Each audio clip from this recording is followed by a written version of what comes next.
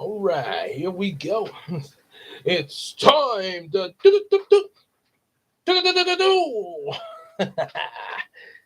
Yeah, as a state, yep, we're about the history of Yu-Gi-Oh. Well, my history of Yu-Gi-Oh, and unlike the previous history videos, it's not um in this particular fantasy well fantasy of mine with this particular series wasn't just me alone. It was actually my sister Casey who who opened me up into like understanding what Yu-Gi-Oh was all about, and then we went to role playing it. So and that started from there. Yu-Gi-Oh and also other animes that we watched at the time. Um, some of some of which I had previously seen, like Digimon and stuff like that. Maybe kind of revisiting them, as well as others that I hadn't been introduced to, like Rioni Kenshin and stuff like that. But Yu-Gi-Oh was definitely the first one that we went into after when I first met her there. So yeah, that was it's quite a history with it had quite a history with Yu-Gi-Oh, that's for sure. Um, as well as like I say, and also Yu-Gi-Oh. Um, if if you didn't know this already, has quite an impact on some of the things that are in the Yamiko series for its inspiration wise, as well as other shows too. But yeah, there is a lot of inspiration drawn from Yu-Gi-Oh, as well as I would also say probably a lot from stuff like Digimon and Pokemon with the whole other world thing. But yeah, pretty much that. So yeah, like I said, the video say my history of Yu-Gi-Oh season one and before. What I mean by before, as the train say in Thomas the Tank Engine, I want to means is. So what I mean by this is is the things that came before the season one Yu-Gi-Oh anime here in America, which does have a Japanese version as well. But yeah, before then, we had the Yu-Gi-Oh manga, which had an anime adapting the manga as well, that we all know as Season Zero, never got released to America. So yeah, that you said that it actually happens before the events of season one, but it's kind of its own universe. The season zero anime version, um, season one does reference things from season zero, but in a different way. Mainly, yeah, with some stuff in season zero that wasn't very kid friendly, but also they wanted to market the Duel Monster game, so yeah, it became more centered around the Duel Monsters game, and yeah, they sort of had to revamp a lot of things there to kind of start it over as a fresh new series here in America. Um, the manga did, however, adapt its own version of what was created for us, connecting it to this what we know as season zero. Except one big difference: manga did not have Miho like in the anime version of season zero. So yeah. Also, another reason of doing this is because, as I mentioned in my video where I announced, and I forgot to mention this in my last couple of videos that I've done, that review that we recently did and the live stream. Yes, definitely gonna be a book signing for all the different Miracle Comics books, mostly Yamiko and Bubblina, August the 5th. So yeah, so there's going to be that. But also that was mentioned in that video announcement of it was the fact of there's so many episodes of Yu-Gi-Oh as well as the manga readings that it would be a little hard to get through all of that, especially within a year's time. And the reason I say a year's time, well, less than a year, going by the end of this year, because next year kind of we definitely want to bring a first little one in here, first kid into the world. And yeah, um, not exact. And to say don't get me wrong, I'm not saying Yu-Gi-Oh's bad because we love Yu-Gi-Oh, but a lot of things, especially the Japanese version, yeah, you probably would not want to put a little baby around or even a small child. Yeah, that's one reason why Four Kids dub was invented, uh, to take care of that. And then when they get older, and it's like, okay, now this is what the Japanese say. Whoa, that's dark. Yeah, so drop the card down here. Here it is. One of my business cards there. So yeah, so yeah, it'll be a little difficult to do that. And plus, working on stuff with the comics there, like finishing up your Miyako 2 that I'm almost done with, as well as continuing with other comics like the next issue of Bubblina and so on and so on and so on.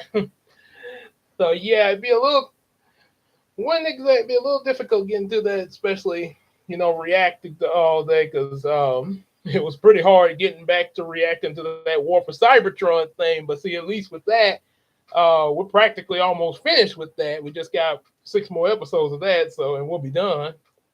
But yeah, Yu-Gi-Oh's quite a bit coming there, so I figured this history thing would be the best way to do it.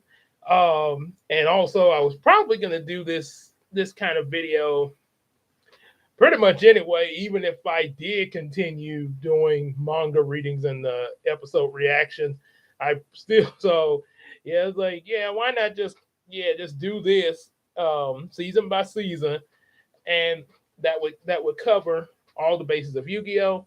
Still pay still paying respect to Ta- uh, Kazuki Takahashi, yeah, the creator of Yu-Gi-Oh. Still giving you props, man. Still respecting you there, um, and definitely treating the franchise with great respect, as Rattrap say, unlike certain ones. so so still doing that. So let's dive in. As Link Horror will say, welcome, my friends, to my history of Yu-Gi-Oh. Well, game technically it'd be the history of Power Rangers with me. You know what I mean. So okay, so since I mentioned season one and before, let's do the before first and lead into season one.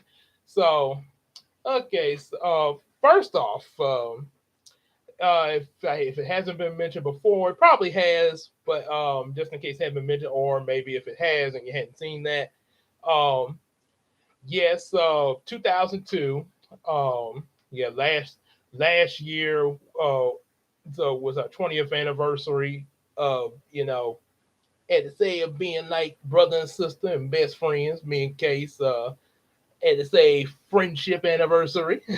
So I guess this summer would now be the 21st anniversary.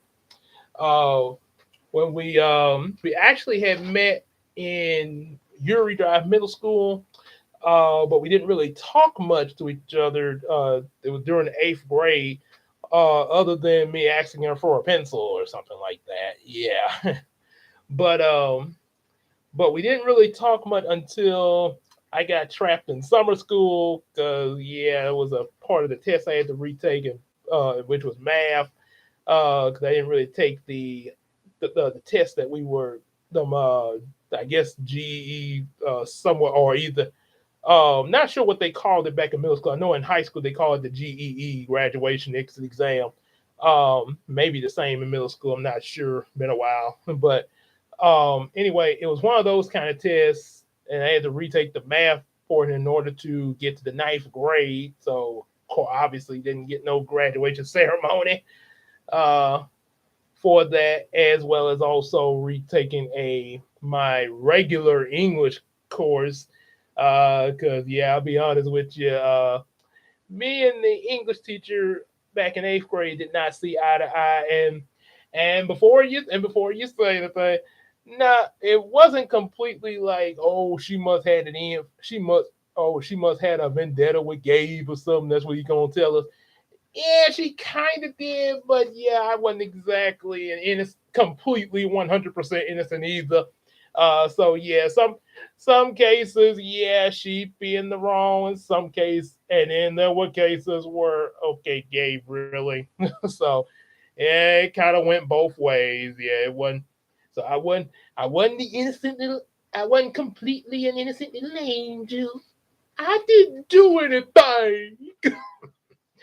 I couldn't exactly say that all the time.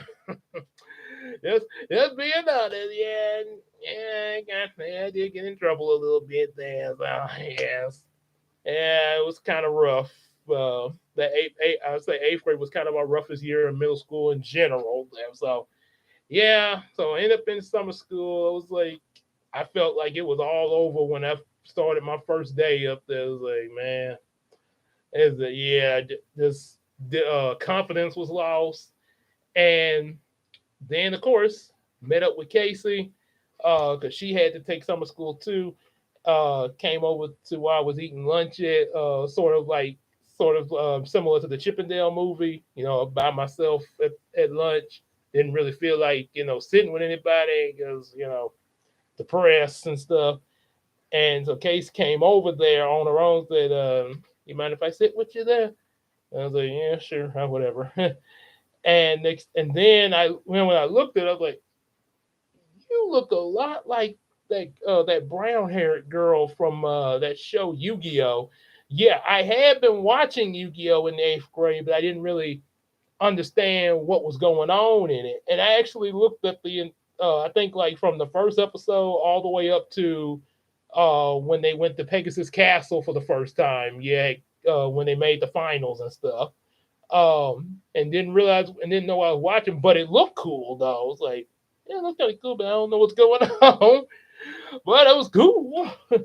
And like I said, and the weirdest thing when I saw the characters in the show, I actually thought that Yugi was like an elementary kid or something. Which I think my wife thought the same thing too. First time I showed her the Yu-Gi-Oh series, uh, she thought Yugi was yeah. So both of us thought Yugi was a little kid, and also another thing I thought like Joey, Taya, and Tristan. I thought they were all these like young adults running around with them there, but actually they're all high schoolers. Yeah, so yeah, so that's so when I was like, yeah, you look like that brown haired lady because I didn't really grasp the names that much there. Like I say, I didn't really understand what I was looking at there. So Casey looked at him and said, "Oh, you must mean Taya." Yeah, I get that a lot there. So and then it started from there, and she started explaining to me about the show, and that's where I actually got to understand what Yu-Gi-Oh was there, what it was about from her and from there started role playing, you know, ourselves in it. Made up our own characters for it. She was Julie Kaiba back then, um, and she has morphed that character into many different forms. I guess you could say like a Yu-Gi-Oh multiverse.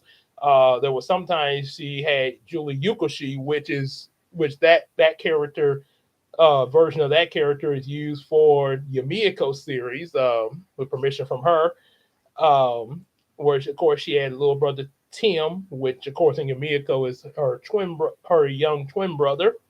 So, but of course in Yu-Gi-Oh, Tim Julie was like a teenager, and of course Tim was about the same age as Mokuba.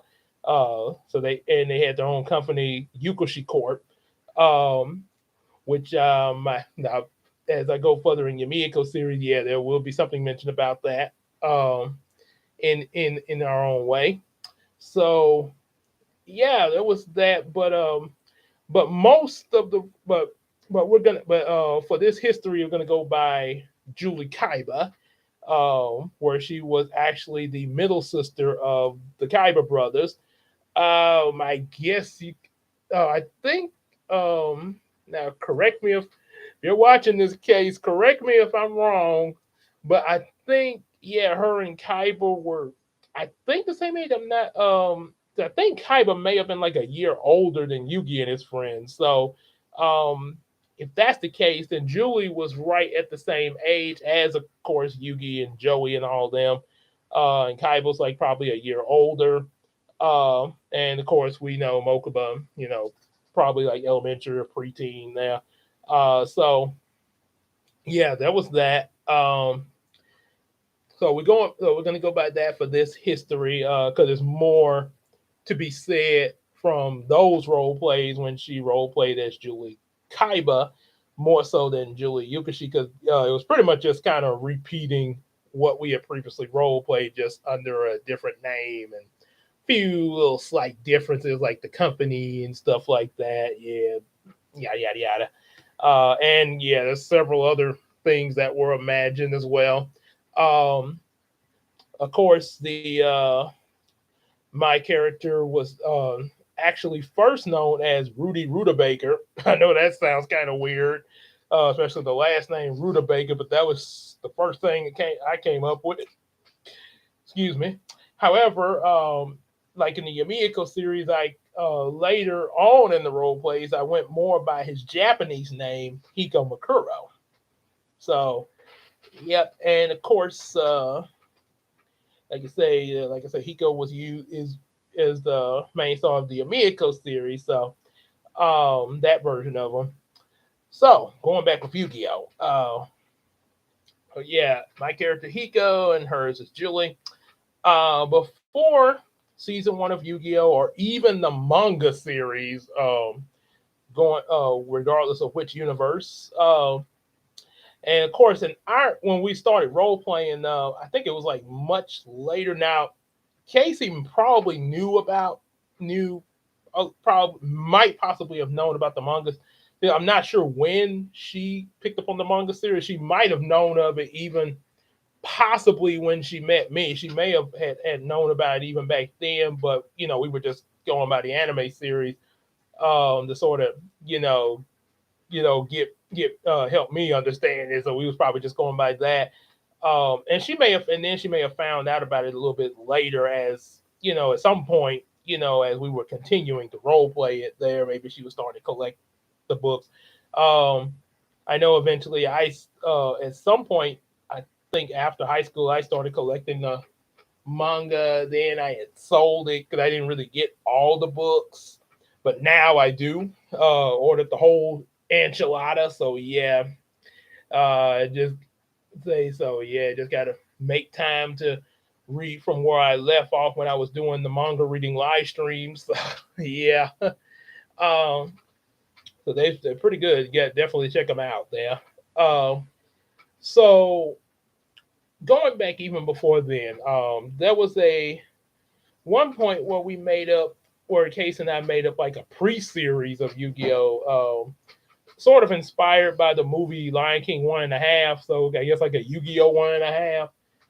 Also, another name that this pre-series went by was Change of the Seasons there, which was based off a song I heard called Seasons Change, even imagining that as the opening theme for the series there, which was supposed to be my character Hiko and her character Julie, our life before meeting Yugi and the gang, which actually took place here in Shreveport.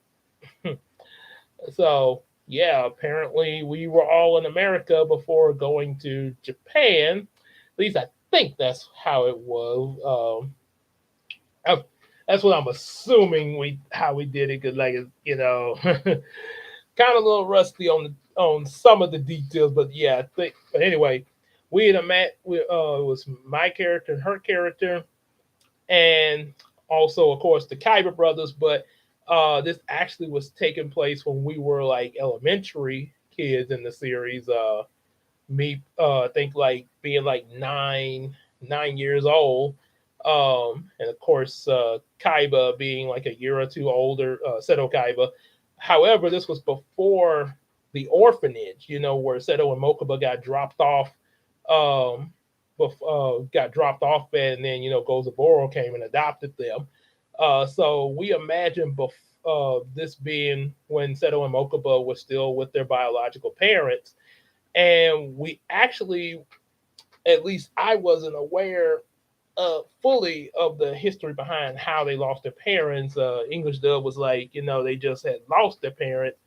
However, the Japanese was kind of cruel. The backstory in the Japanese version was they were abandoned there. Yeah, so which really explained why Mokuba was so upset there. Yeah, so they were just abandoned there, like Norbit in his movie. Ouch. Except they didn't get thrown on the steps as a baby though. But yeah, they were still like young, like not sure exactly how old the Japanese say they were, but yeah, they were well developed kids there. Um, so before the orphanage just randomly called their last name Wong before becoming Kaiba. So Seto and Mokuba Wong, which that's gonna sound kind of weird, but that's what we came up with. But yeah, yeah, thinking about that, that's kind of weird since the Japanese and they got a Chinese last name, Seto and Mokuba Wong.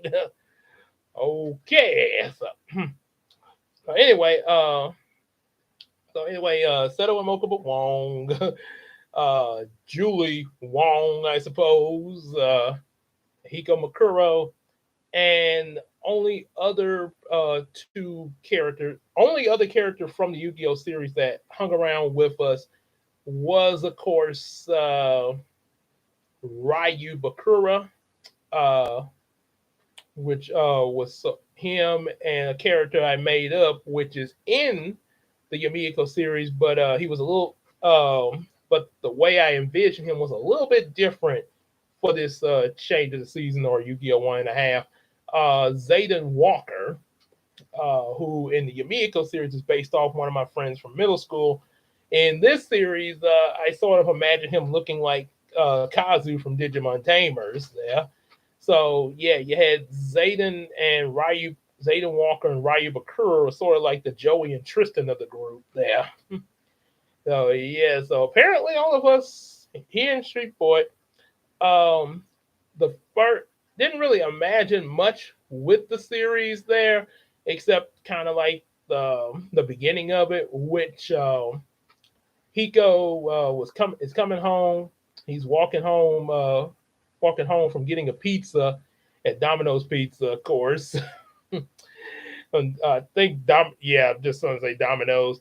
Uh, and you remember how I told you in previous history stories like History of Power Rangers, Kroger Force, and all that, how my imagination and way of writing had some plot holes at times, which yeah, pretty much a lot of the old stories and even role plays back then were kind of like that.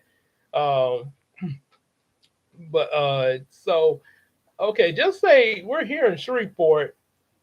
So you got a 9-year-old walking home with a Domino's pizza, um, and yeah, the way now some of y'all that's not in Shreveport probably might not really know, um, might not really catch on to this or know it.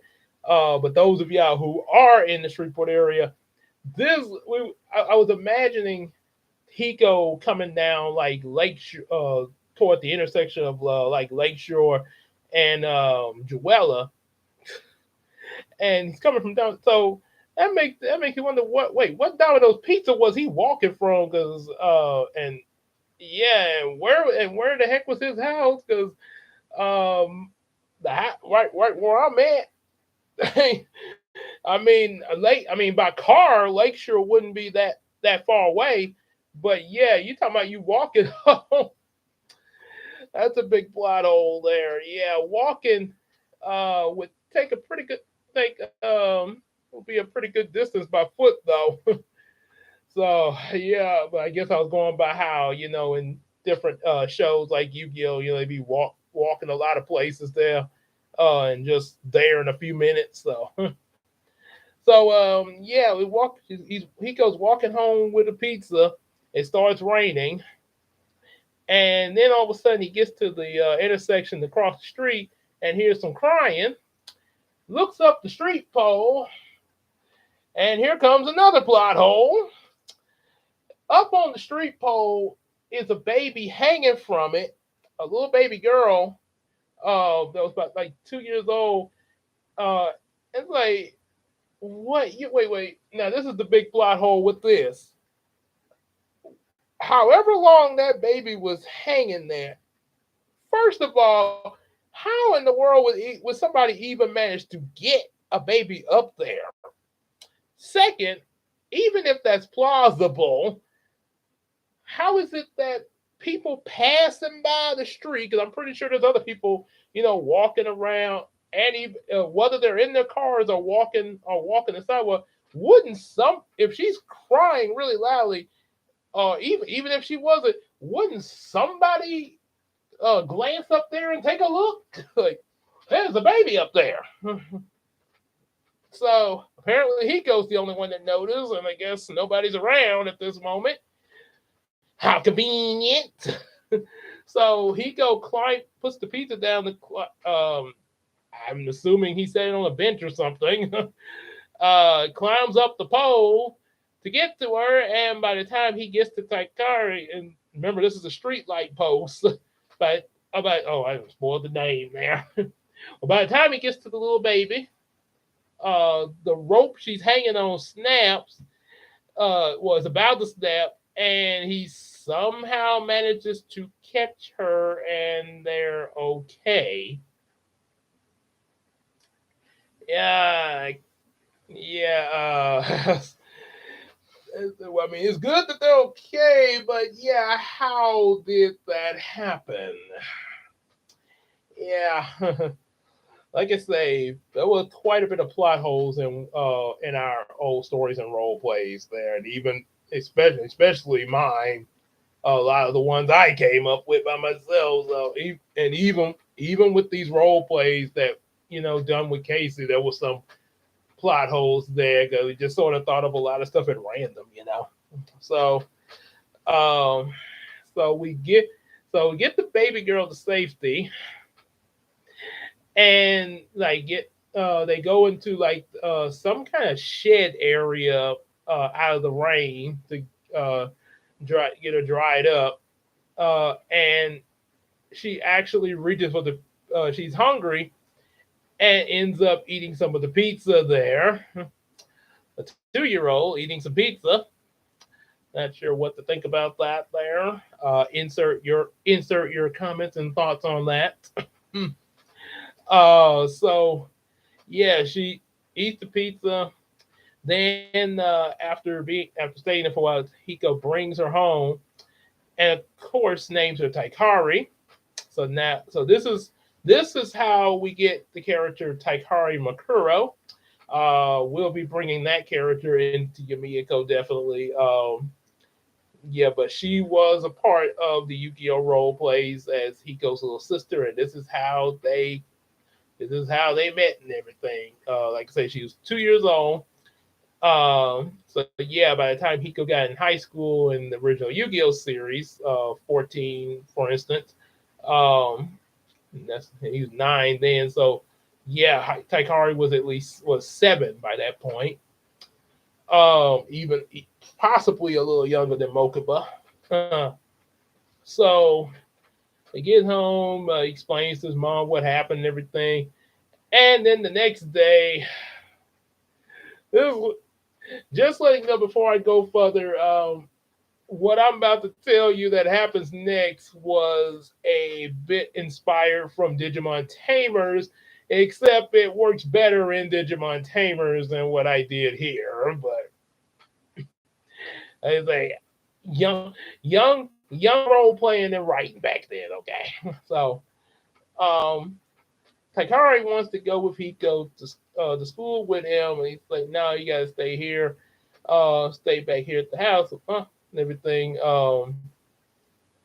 And some kind of way, she manages to get in Hiko's backpack without him noticing, and then he like puts the backpack on. Now I don't know exactly how big this backpack is, but I mean, how is it? Yeah, I how would you not notice even if you didn't see her go in there, how would you not notice? Like, wait a minute, something. This backpack's a little heavier because I'm pretty sure there's school books in that backpack. And now you got a 2 year old that just crawled in there and fits in there some kind of way. Kind of reminds me of another inconsistency in another anime, uh, but I'm not gonna mention it here because it's kind of a little inappropriate there. So anyway, um, we end up going. So they get to the school unnoticed somehow, and yeah, so they Hiko gets to the school, and they're um, like back when I was in elementary, like if you got elementary started 8 o'clock, you have to get to class at 8 o'clock. So if you got there before 8 o'clock, and you're waiting for the bell to ring and stuff, um, sometime like if it was sunny out, you'd wait outside on the basketball court until the bell rang and go to class. If it was raining, yeah, you would go inside to I think the auditorium or something like that. So he's out. So it's a sunny day. He's outside, waiting for the bell to ring. He meets up with Julie Wong, uh, who Julie Wong, Casey's character, and they meet. Talk a bit. Class starts. They all go to class. For some reason, Hiko forgets his backpack. Yeah. Now I admit there was a few times, maybe more than once, where I forgot something like my lunch bag. Because I brought lunch with me back in elementary, so there was sometimes I forgot my lunch bag. We had lunch right before recess, and of course, you have to put your lunch bag off to the side before you go to the playground for recess, and then you come back for it. Sometimes, yeah, it was like 1 or 2 times I did forget it, and probably and definitely regretted it because yeah, there was I think probably like a little bit like I ate some of my lunch, but there was a little bit of it left, or maybe like the essence of the food in there. I'm not completely sure, but anyway, all I know is I came back to get it after school was before coming to my mom who had picked me up that day. I think it was the day my mom picked me up, and there was a bunch of ants on the lunch bag. Yeah, and yeah, to say mom was not too happy about that one there. So yeah, I could understand something like that, but your backpack, really, your backpack, kind of the main thing you would need there, especially at the beginning of the school day. We're gonna keep going, keep going, keep going. So he forgets his backpack, ironically, and not and yeah, surprisingly, nobody else notices one backpack up there. Um, yeah, even if he wasn't the only one that forgot his backpack, I mean, wouldn't somebody else walking by notice that? The teachers or something. Like, hey, who left a backpack here? So, uh, Taikari is still in Hiko's backpack. Apparently, she's been in there the whole time he's, you know, after setting it down, and hasn't moved out of it until now. And now she comes out of the backpack. Nobody notices, or even, and I don't even know how she got in and out of the backpack. Um, and this is the Digimon Tamer reference that I'm talking about. Like Gilmon in episode 2, she finds a random cardboard box just lying around somewhere and gets inside and starts crawling through the school in the box, just like Gilmon.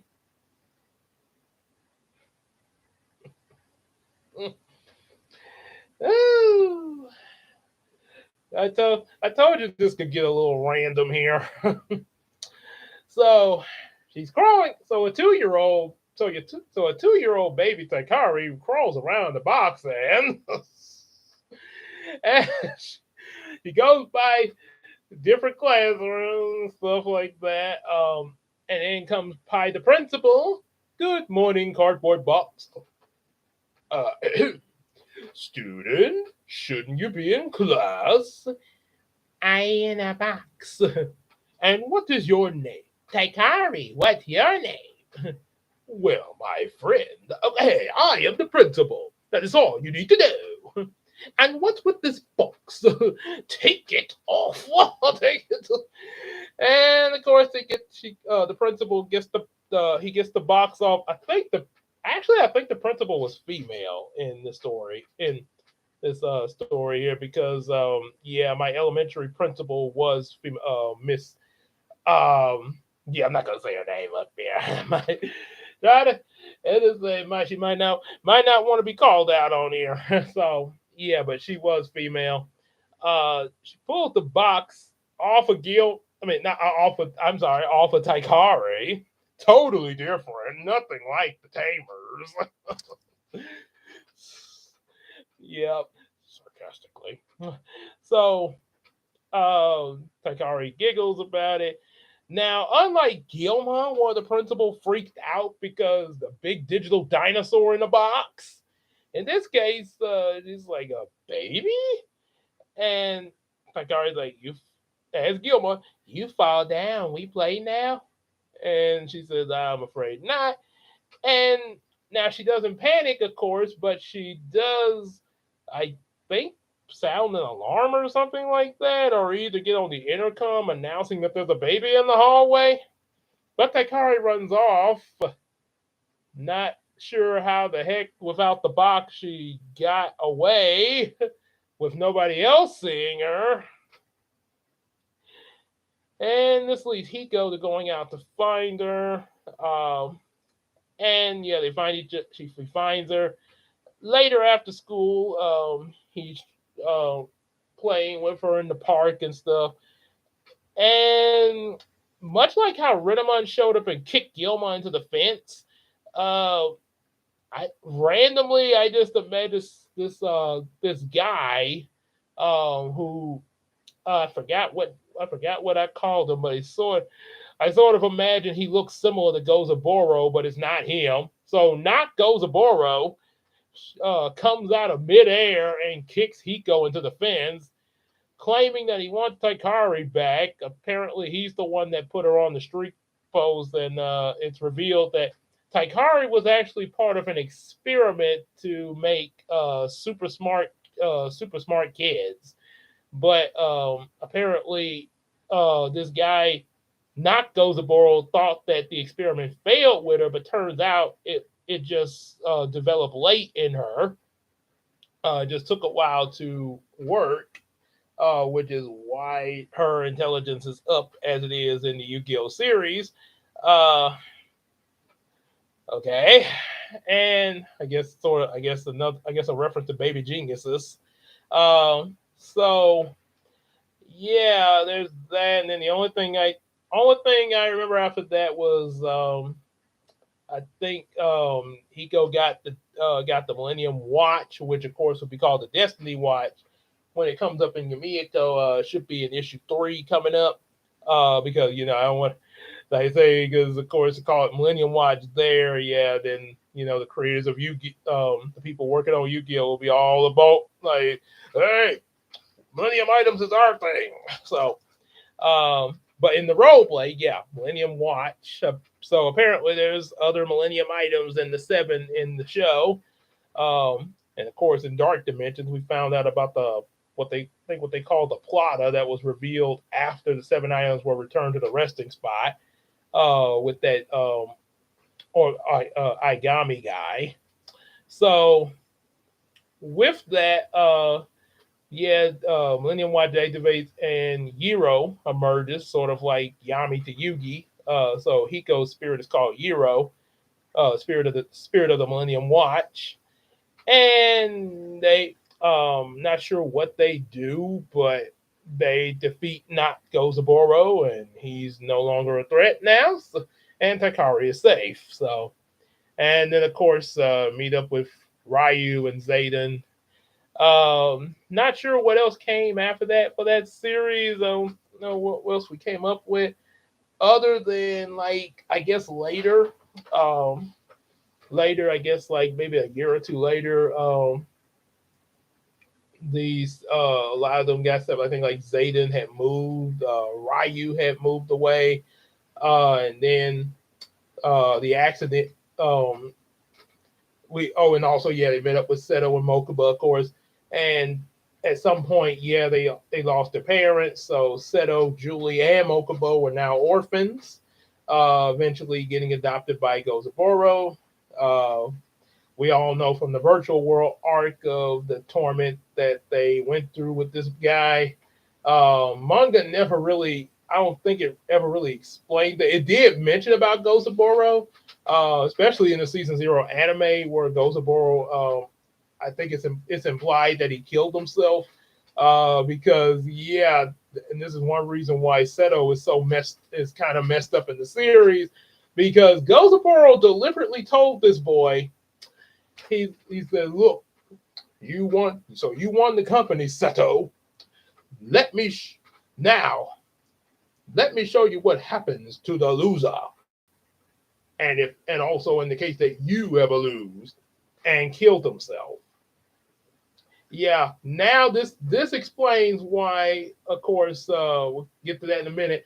Why Seto was willing to kill himself at Duelist Kingdom. Now, but we'll get to more about that. But yeah, that explains why. Yeah, because yes, Gozaburo had kind of messed up his way of thinking, which is why Seto is always so competitive as he is, and definitely not something to be made fun of uh, to certain certain fans that like to joke about this. Hmm. Yep. So like I say, yeah, that happens. Seto kind of becomes hardened and everything, and of course he owns the company. So now you get now the begin sort of in our way because like I say I don't know exactly how much she knew about the manga there, um but we do know that it like I say the manga is a different universe from the Yu-Gi-Oh anime as well as season zero is its own thing, but we kind of had, I guess you could say, the anime's version of this universe. So um yeah, kind of. So Hiko and Julie, she's now Julie Kaiba, along with her brothers Seto and Mokuba. Um, they start Domino High, and there was and then of course you have a they all meet up. Yugi, Joey, Tristan, and Taya, of course.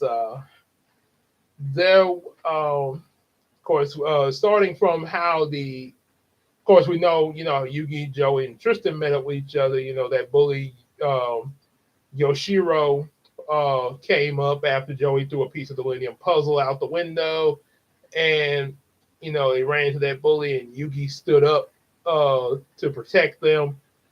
Solved Millennium Puzzle, and of course, Yami did a shadow game on Yurisho penalty game. And then, of course, you have all your different manga adventures. And there was a moment in the manga where we had a version where, okay, another version of similar. There was a version of what if Hiko got his, had, first triggered his Millennium Watch or Sun. There were some cases where we called it Sundial, but Millennium Watch in the Yu-Gi-Oh manga series. It was involving a guy um, that was a watch collector and was really obsessed with it. Coming into this shop that was owned by Hiko's mother, where they sold watches and stuff. And with that, yeah, it was something that happened. Of course, Hiko went up against the guy. Euro comes out, and yeah, penalty game from there. Uh, So that was that, and then of course, Taikari is older now. Um, excuse me. In the series, of course, my character Hiko had a crush on Taya, so aka Anzu. It pretty much was like that throughout all of our Yu-Gi-Oh role plays. Hiko X Anzu. I guess you could say in Yumiko, Naomi's kind of his Anzu now for that version of Hiko. Uh, Julie Kaiba had a thing for Yugi. Had a thing for Yugi. Yeah, when we first started this, yeah, her Casey's actual crush was Yukimoto, so that's who her character Julie Kaiba went for. And there was a funny moment outside of the series where like sometimes we'd be talking online and stuff as our characters sometimes to each other. So and sometimes some of the other Yu-Gi-Oh characters. So I was talking as Yugi one time, uh, saying like, hey Julie, you want to go out on a date there? She's like, sure, if that's okay with my brother. And Yugi asks Seto, uh, uh, well, I guess permission to take his sister out. Seto is like, what? Okay.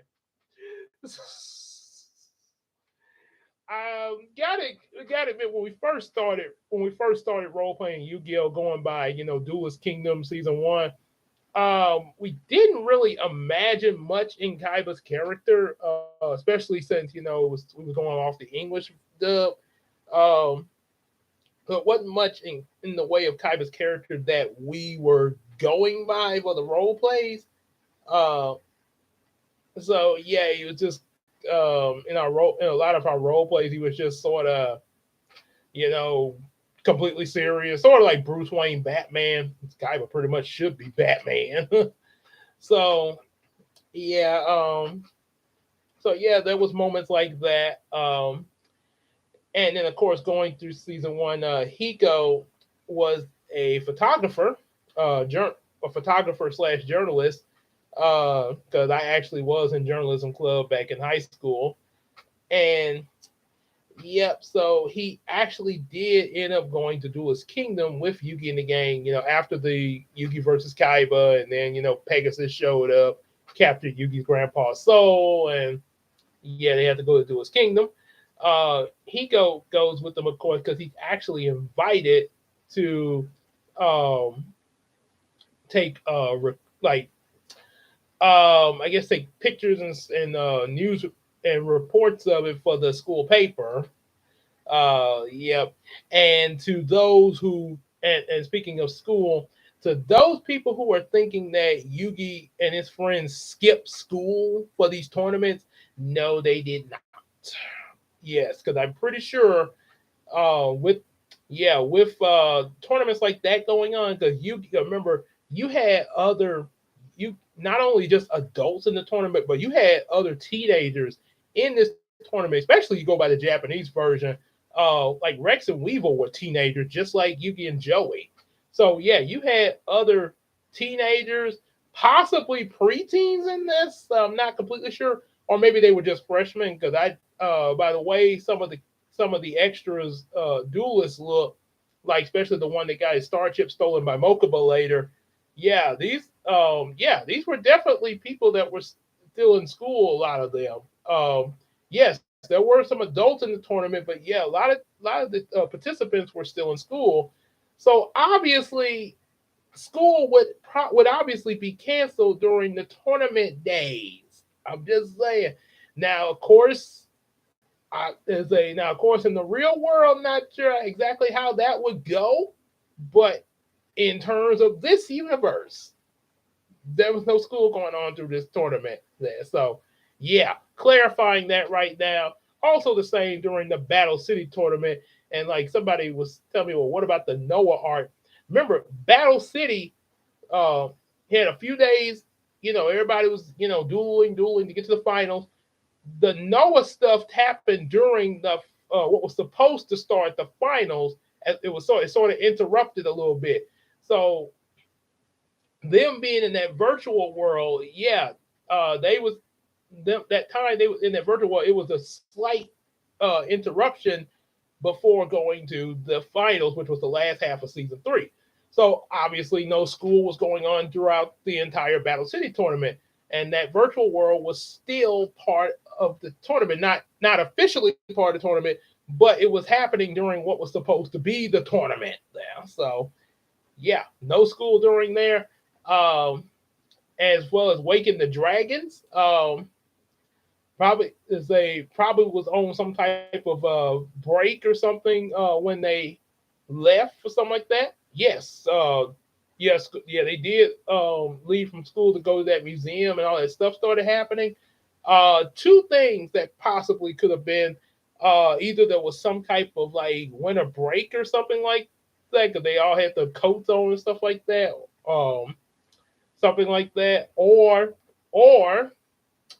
possible the dual monster madness with all the monsters coming to life and stuff could have possibly caused the school to be closed because of what was going on, with all the monsters going on. Sort of like when when something like when you get a tornado warning, tornado better example, when it snows, like when it's a whole lot of snow and stuff like that in certain areas.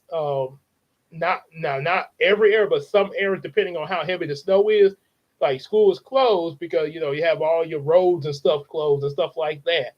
So yeah, a monster attack. Yeah, I'm pretty sure that would cause school closure, as well as also the Grand Prix tournament. It's another tournament. Hello, and you probably got some uh got some high schoolers in there possibly, like Leon, that guy who deal with the fairy tale deck. So yeah, school did not happen during these different the tournament, as well as that Waking the Dragon stuff. So get that cleared up. So going back with this tournament, uh, so Hiko is invited to take pictures for the school paper and stuff like that.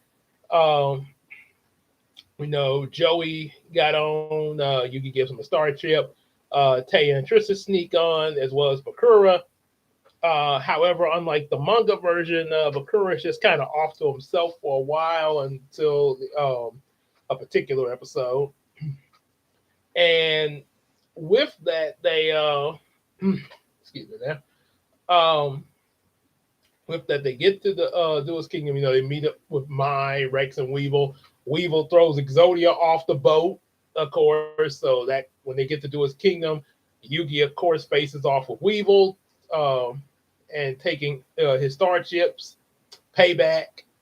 Joey ends up dueling Mai, of course. And we get our other duels like the Freaky Fish guy. I am not a Freaky Fish guy. And then now with the stuff with the Kaibas there. Now Julie actually according to our role plays is somehow with the gang unnoticed. But I guess Pegasus them are more focused with the Kaiba brothers. Like I say, this is just how we thought about it. It's nothing really deep to look into. So Julie is with Yugi and the others, as well as my character Hiko.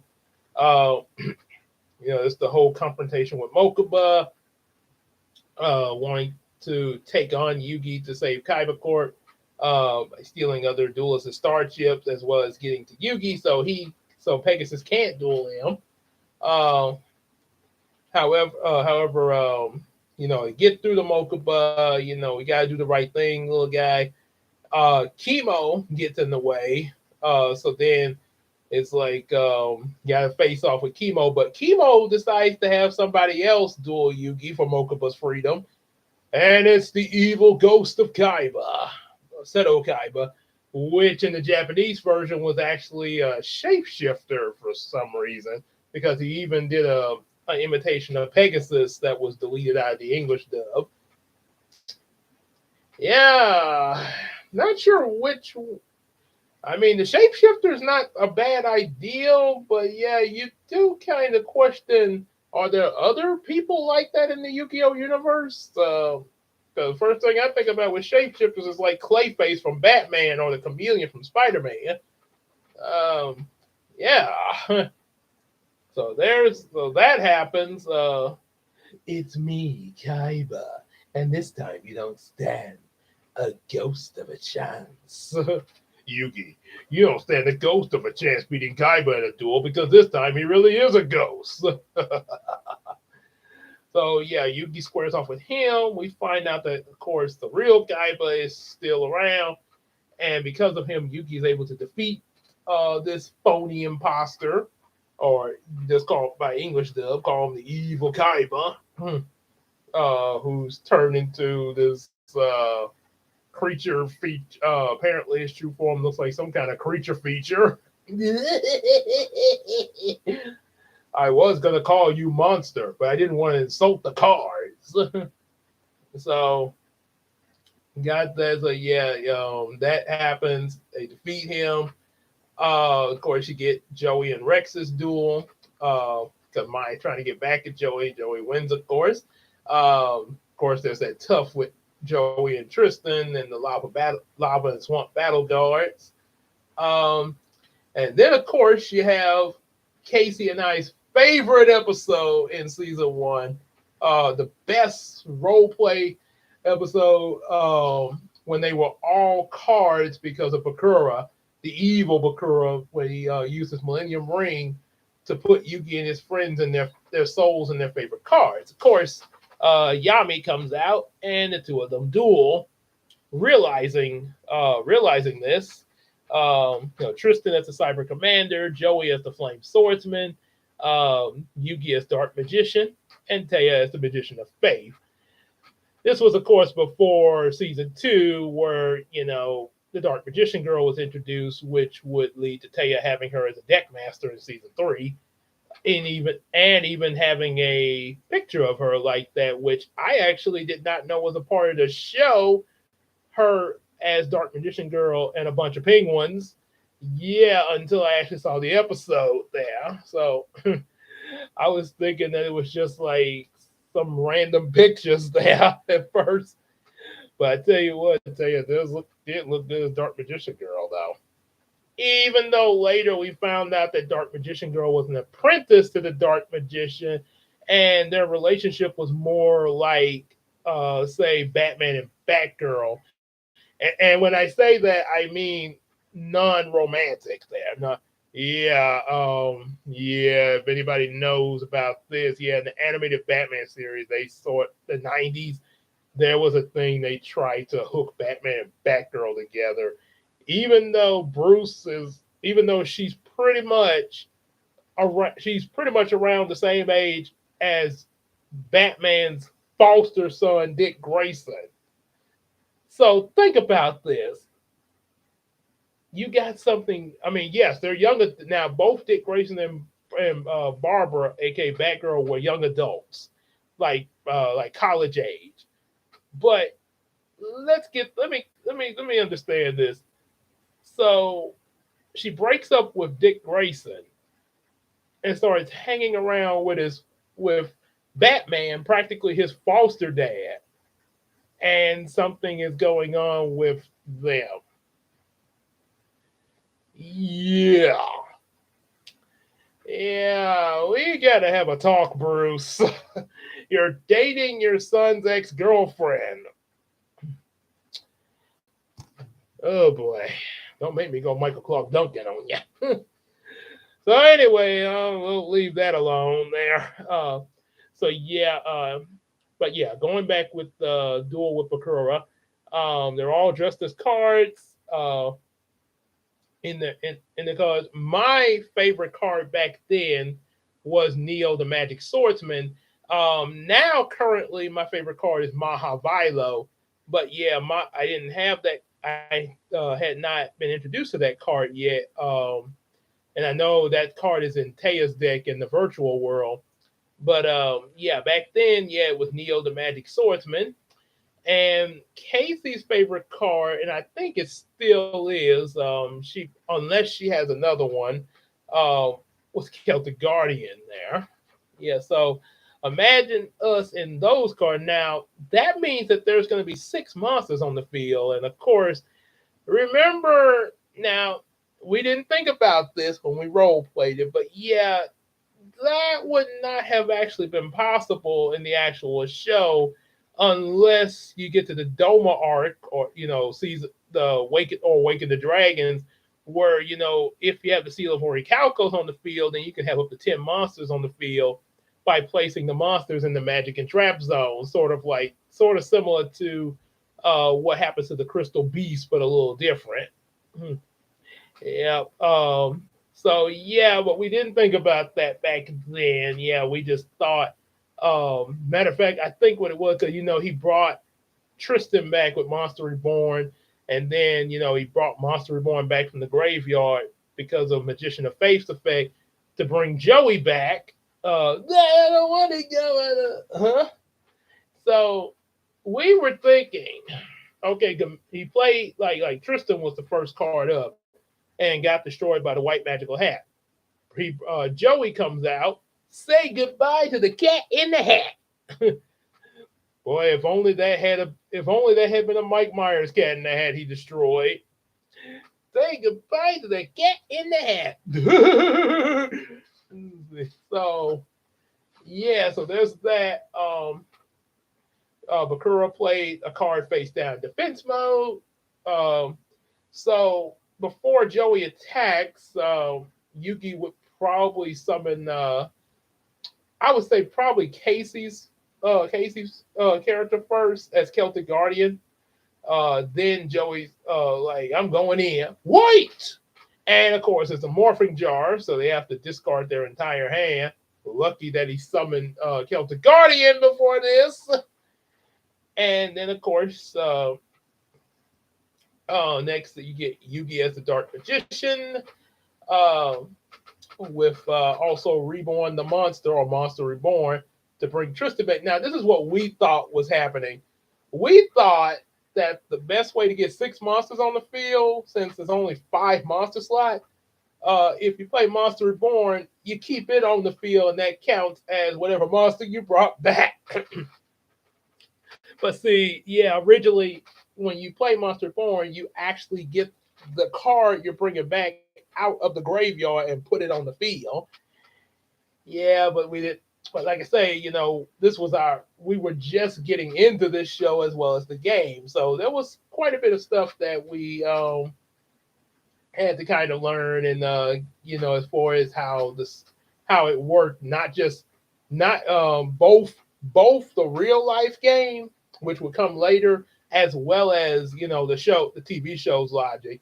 And like I said before to people, remember the TV series has a different logic than the real life game, especially in the first Yu-Gi-Oh series. But even in seasons to come, yeah, it's still got its own logic. And much like how different cards change even in the real world, like you get different cards, or you got the ban list and all that.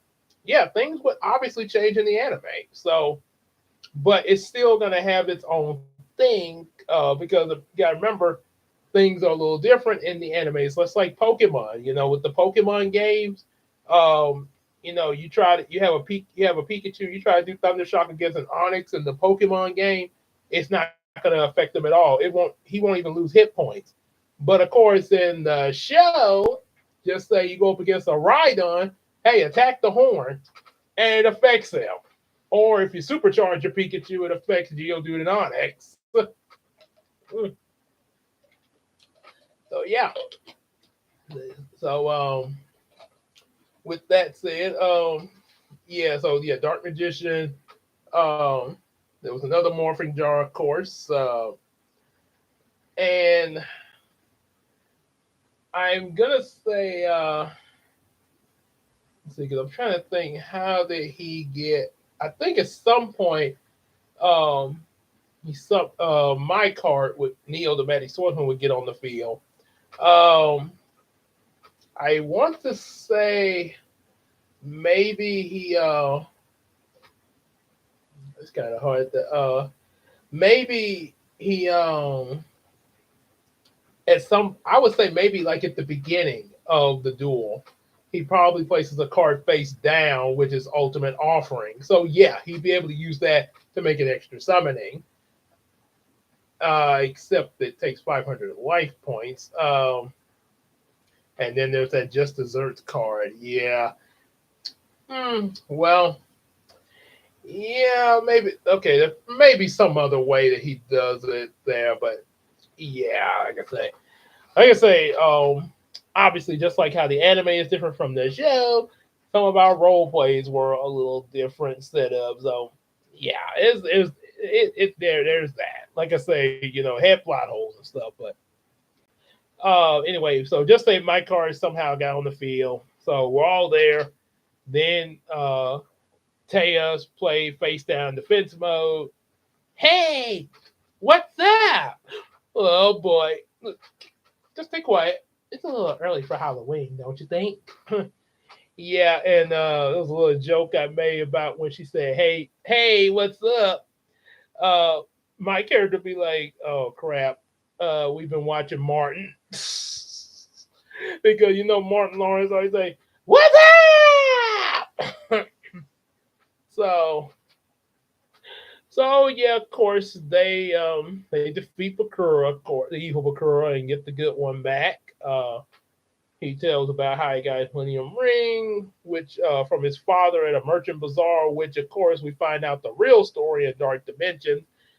Chances are that what he told them in season one was probably false memories from the evil spirit, or Bakura may have come up with that memory himself, because, like he said in Dark Dimension, he didn't want to relive what happened there. So, yeah, you probably would not want to tell your friends that an evil spirit took over me and made me kill my father, as well as also this guy named Shoddy right in front of his student's eyes. So, yeah, not exactly something you want to announce there. Uh, so, yeah, they continue. There's the whole thing with, and of course, Julie somehow was hidden when Seto, of course, showed up to duel Joey. Oh yeah, and before that, you had the panic duel to get my star chips back. After the Kaiba duel with Joey and him losing, there's Joey versus Bones, of course. Of course, he's forced into it, but he ends up winning. And then the Paradox Brothers. You're trapped, and the doors are all locked. They against us one mere do this would be cream. So you must face us as a team. Yeah, so you get that. And then, of course, Kaiba would then find out about Julie being with the gang when after he's gotten the Mokuba, but Pegasus takes his soul and says for him to duel Yugi in order to get the chance of dueling Pegasus to get his brother back.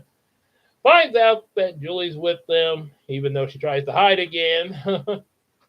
And yeah, then there's the duel between Yugi and Kaiba, which the Ultimate Dragon is unleashed. Yugi's combo of Living Arrow, Mammoth Graveyard, and Polymerization goes into effect. But then, Yugi, it can't end this way. If I don't defeat you in this duel, Pegasus will keep Mokuba prisoner. So I'm going to force your hand and win this battle, Yugi. And of course, the suicide attempt, which is in both versions there, they just tried to word it differently. Um, in the Japanese version, it was okay, I lost this many life points, so I'm taking this many steps back. And any more steps, yeah, he'd go right off the edge. So, but either way, yeah, he's still committing suicide there, which because, like I say, he feels like, okay, Yugi actually goes through and wins this duel, then I won't be able to face Pegasus, which means I'll lose the chance to save my brother as well as the company. But of course, more so important, his little brother, Mokuba. And yeah, with that, Yugi he takes over and surrenders because he doesn't want to hurt Kaiba. And yeah, like I say, that's how that goes. And like I mentioned before, yeah, the suicide thing is not funny at all because, like I say, this guy was right. Seto was raised to believe that if he ever loses, that he dies, just like when his and his stepfather demonstrated by killing himself, saying, "I'm the loser, so I die." And then on top of that, the fact that yeah, he felt believe that he wasn't going to have a chance to get the Mokuba. So yeah, that's a lot of that's quite a bit of an emotional drama on one person. Yeah, so of course Yugi is broken about this because yeah, he almost came this close to somebody dying right in front of him. Mai shows up to give him the star chip, but he doesn't take it right away. So, and Mai's a little upset about this because she's like, because she really wants to duel Yugi, and it kind of ticks her off. Hey, I'm giving you these star chips so you can go into the castle, and you're not taking them. I'm being nice to you. So, yeah, and she doesn't really understand, what happened and stuff. Uh, so Taya duels her for the star chips, of course. Um, Now, what's interesting about the Japanese version to this duel, Mai actually told Taya, if I defeat you, Taya, you can't, go on talking about friendship and all that, which really riled up Taya. And of course, we know, despite the struggle, she was able to win there, uh, which Mai had probably done that on purpose so that, yeah, because like I say, she wants to do a Yugi and she wants him to get those star chips. So if she got to do this in order to get those star chips to Yugi, she's going to do that. But at the same time, yeah, she's not going to just throw the duel or make it easy. Like, oh, I surrender. Go ahead. Well, she did. Okay, she did surrender when Harpy Lady was destroyed, but not like, okay, okay, Taya beats me this easily. Now, of course, she's going to put up a fight. Yeah, so cause that's part of my reputation. Um, but yeah, she did that on purpose so that so that Taya would actually really throw her best at Mai. Yeah, like to say, they want duelists want to duel each other at their best. Um, so yep, Yugi gets well, partly gets over it, at least enough to take the star chips. They go up to the castle, past chemo, of course, and yeah, let's just say they get in there. Of course, Mai seduces chemo for them to all get inside because he doesn't want to let uh, Bakura, Teo, or Tristan in because they don't have dueling gloves. But you have to let us in with a cheerleader. Cheer what? What do you think this is, a high school football game or something? No star chips, no entry. Got that. But yeah, they get in there thanks to Mai, meet up with Bandit Keith, who locked them in the cave earlier, and they proceed to watch the duel between between Kaiba and Pegasus. Uh, this, of course, yeah, when English dub Yugi told Kaiba he had to believe in the heart of the cards. Japanese, he was trying to warn Kaiba about the dragon capture jar since Kaiba has three blue eyes white dragons. So duel between Pegasus and Kaiba starts. And of course, Pegasus is using his Millennium Eye to see into Kaiba's hand so he'll know what's coming. Now, another something to clear up for a lot of you that's going around, and it's a giving other telling other Yu-Gi-Oh fans and getting them thinking the wrong ideal about the series. Yes, Pegasus actually what would be considered cheating because of the fact of looking into Kaiba's hand, sort of like Arthur on the PBS show Arthur when he was when he had when suddenly he was losing that game, no guessing. So then he decided um, to hide, like put the easy questions up and make it in a way where he would start winning, which of course was cheating, of course. And yeah, like they were just trying to play go fish in one scene, and he had, when did you get all these mirrors? Mirrors make your room bigger, Sue Ellen. And yeah, he was using the mirrors to see their hands there. So yeah, yes, Pegasus was cheating. Yes, he was. Also, Bandit Keith cheated because he had the cards under his wristband. yeah, it was pretty obvious, and because there was even a funny scene where Pegasus looked over like, hmm. Yep. So yeah, there was cheating going on, but those of you who are thinking, and yeah, Pegasus is technically the only one who was doing it that had a Millennium item. And yeah, I know later you have people like Esperoba, and then Weevil snuck cards into Yugi's deck.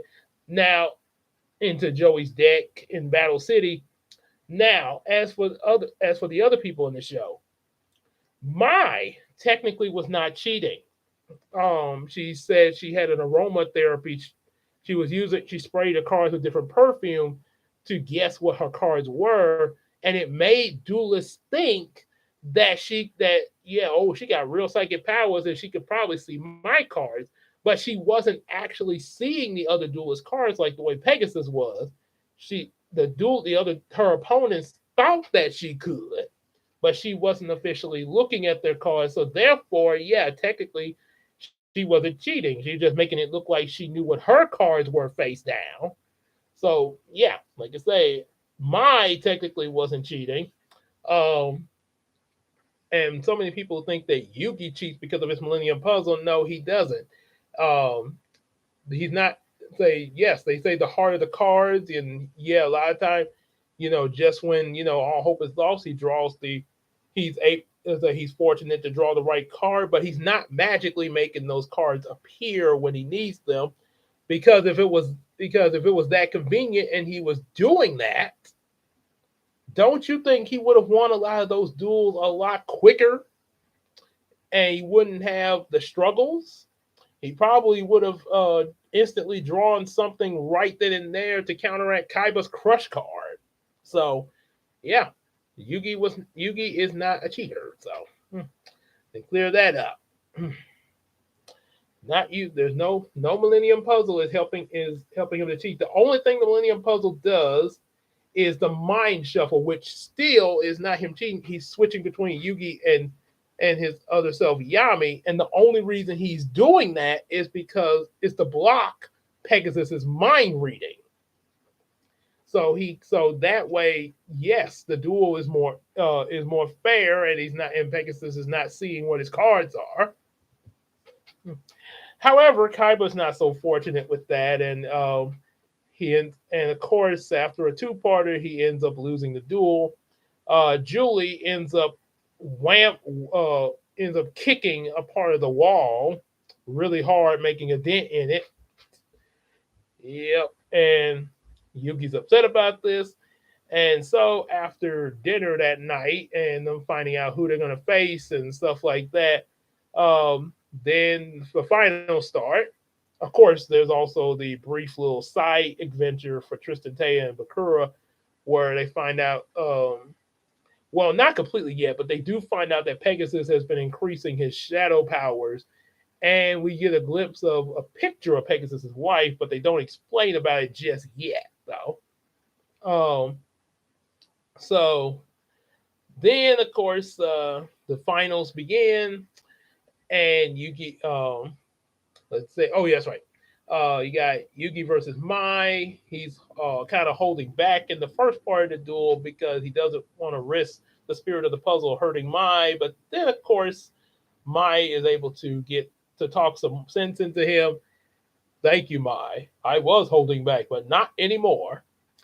Now, one thing I would like to say about that episode, Yami was actually out the whole time, and you kept in English dub, you kept hearing Yugi like inside his head, like, "No, I can't take that risk." In the Japanese version, you didn't really get that; it was a lot different. Um, However, it would have been nice if Yugi faced Mai first, like the first half. Like, if you're playing honorably, you can't use your psychic trick like you did with Joey. Yeah, like if he did it first and was trying to keep Yami from coming out, but then when he, realizes, about what Mai tried to tell him, as well as also, coming in terms to trust Yami again, aka Tim, then Yami would come out and they go through the rest of the duel. But that's just a little something I think would have been a little bit better. But but anyway, the episode plays out as it does. He ends up beating Mai with Blackluster Soldier. Um, then of course you get Joey and Keith's duel. Uh, Keith, of course, trying to take Joey's entry card, but Mai gives Joey hers after he's looked for his, and they're able to duel.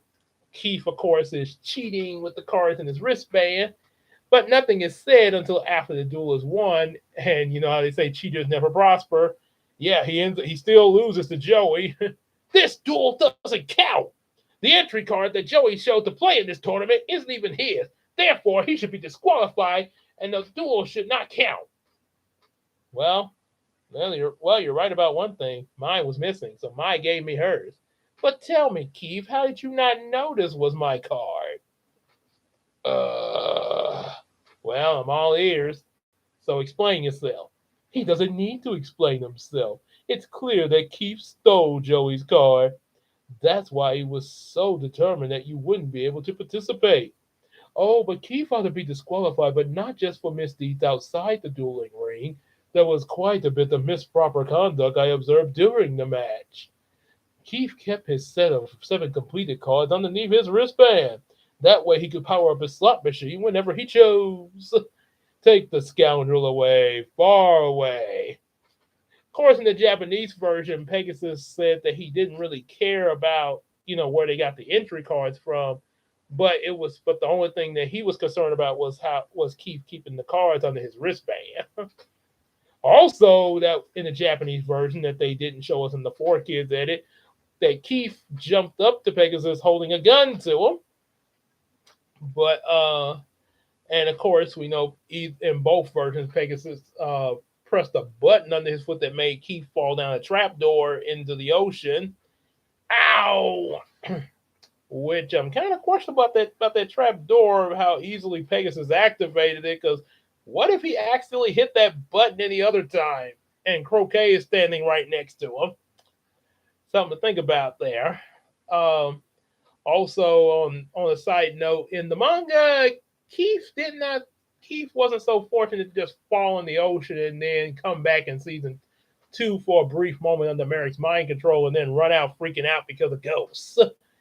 Uh, nah, unlike unlike the anime in the manga, yeah, when he held the gun to Pegasus, Pegasus used this Millennium Eye to make Keith turn the gun around and shoot himself right in front of everybody. So, as Phalus would say, and then he dies. Mm. So then, of course, you got Yugi versus Joey. But,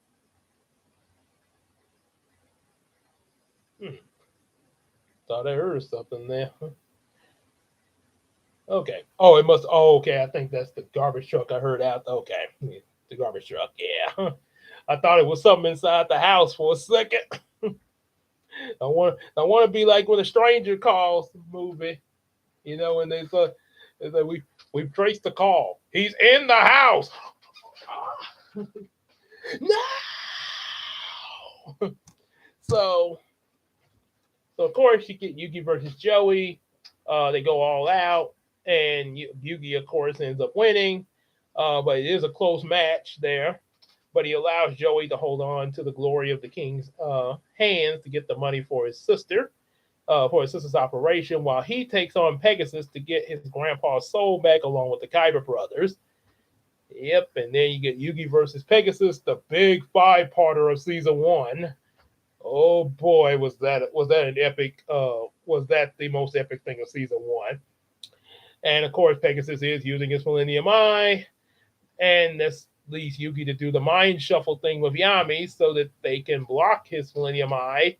On a side note, while the duel is going on, Tristan actually manages to get Mokuba out of his cell.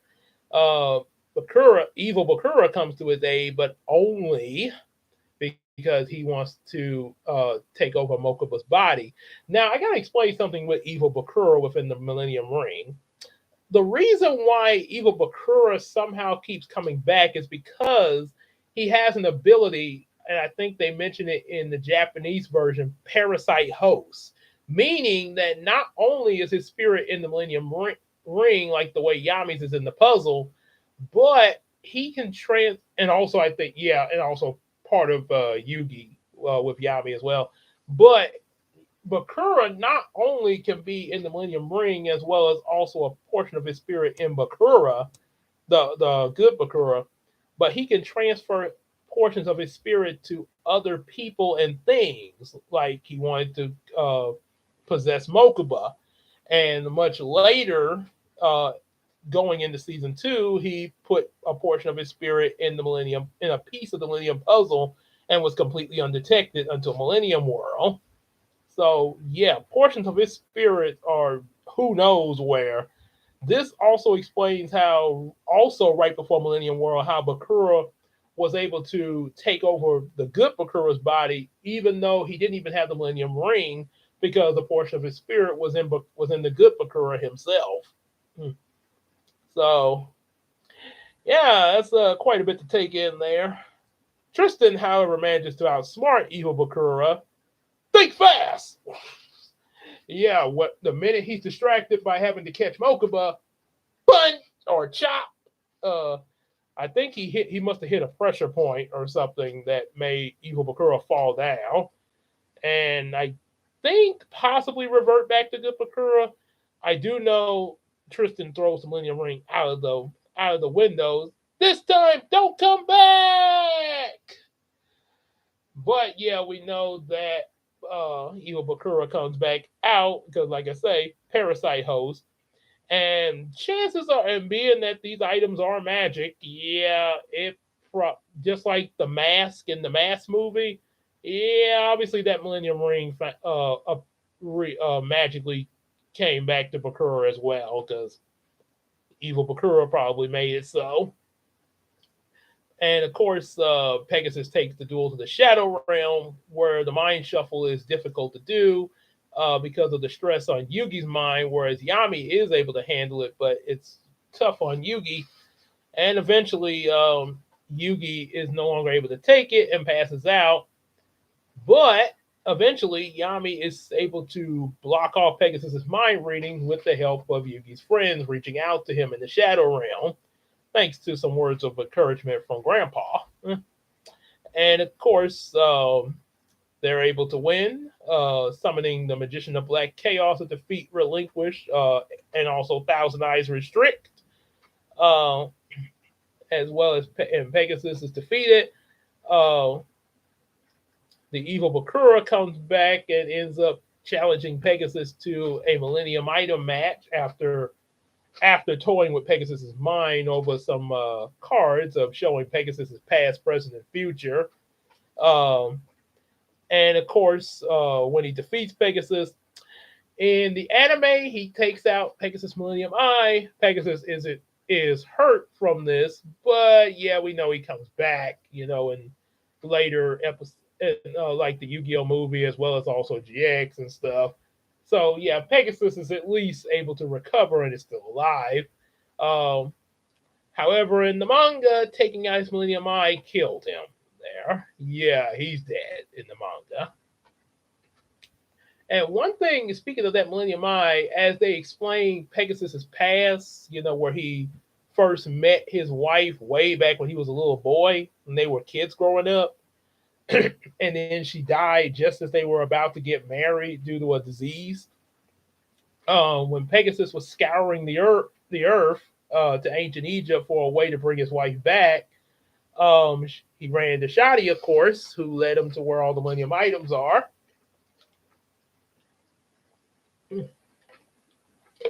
That's much better. And with that, he gets the Millennium Eye. And now, the first time learned about the Millennium Eye, I thought that the Millennium Eye was like sort of like when you put an eye patch over your eye. So I thought it was just like over his eye, like an eye patch. Turns out it's it's an actual like spear shape, sort of like a golden eye, and it's shoved into Pegasus's eye. So now that is one of his eyes. which is why when it was taken out in the manga, he died. Oh boy. So then Pegasus become that's what set Pegasus on the goal to obtain all seven Millennium items and he wanted to take over Kyber Corp so he could combine the magic of the Millennium items with Kyber Corp's virtual technology in the hopes that he'd be able to get his wife back. So he didn't have any modem of trying to take over the world or anything. He just wanted his wife back and went through some very extreme means to do it. And then, of course, you get your side episodes, as one person called them filler. Yugi facing off. Yugi, of course, winning the tournament, everything. He gets the prizes. Seto, Mokuba, and his grandpa are free. Um, then, of course, Joey gets the money for Serenity Operation. Then, of course, they run into Rebecca, who claims that Grandpa stole her Blue Eyes White Dragon. But of course, they get through to her, and she apologizes about it. Duly known in the Japanese version, she had quite a mouth on her. Yeah, she was kind of cussing them out there in the Japanese version. Um, Also, in the Japanese version, she was actually 13, whereas in the English dub, they had her as 8 years old. Hmm. Not sure which one exactly I would have preferred more so. Maybe the 13-year-old might, and she's just, just looks young for her age, might would have been more sensible. Uh, but even with doing that, yeah, I am not for Yugi and Rebecca relation there. I don't have nothing against Rebecca, but Yugi, like for as far as the original series, Yugi is better with Taya. Maybe possibly Rebecca X Mokuba. I'm not completely sure, but yeah, like I say, she's more that she would be more like a little sister to Yugi more so than in a relationship.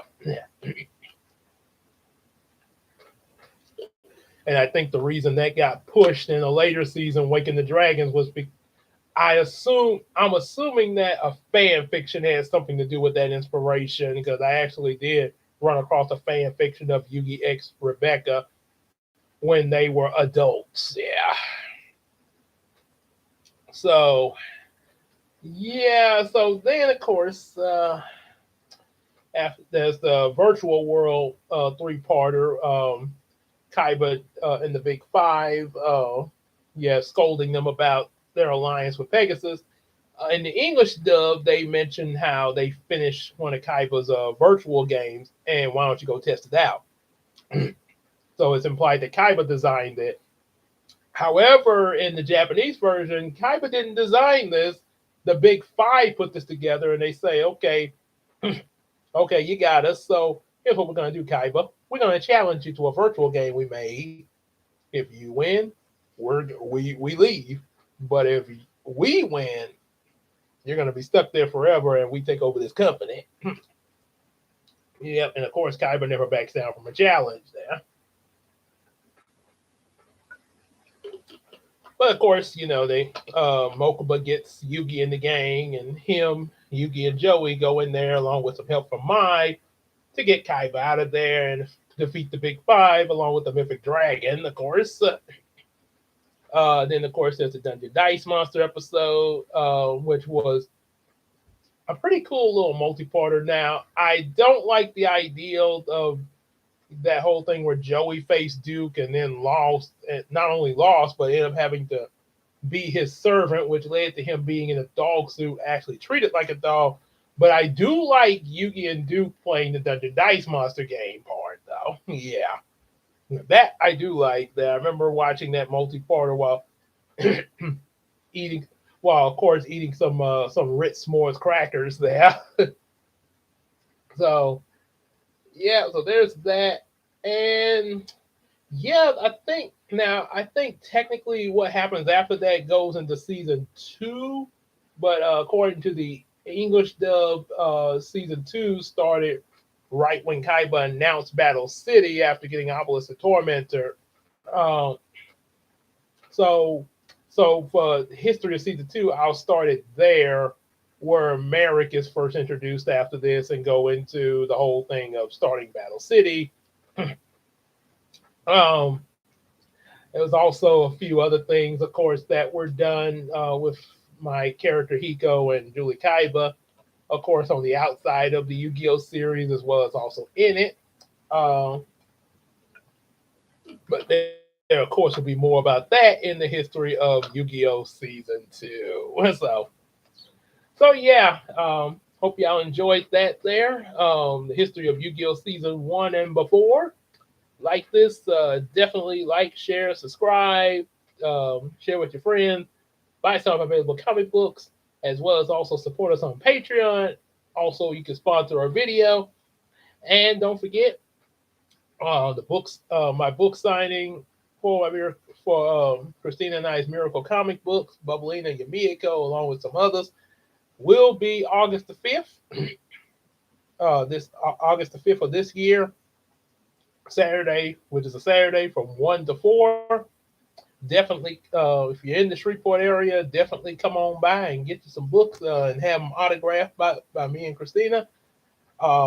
If you're not in the Shreveport area, you're still invited to come. Yeah, if you want to, from wherever you're from, you want to come to Shreveport just for that. Yep, definitely invited to come over at the Shreve Memorial Library, Moretown branch.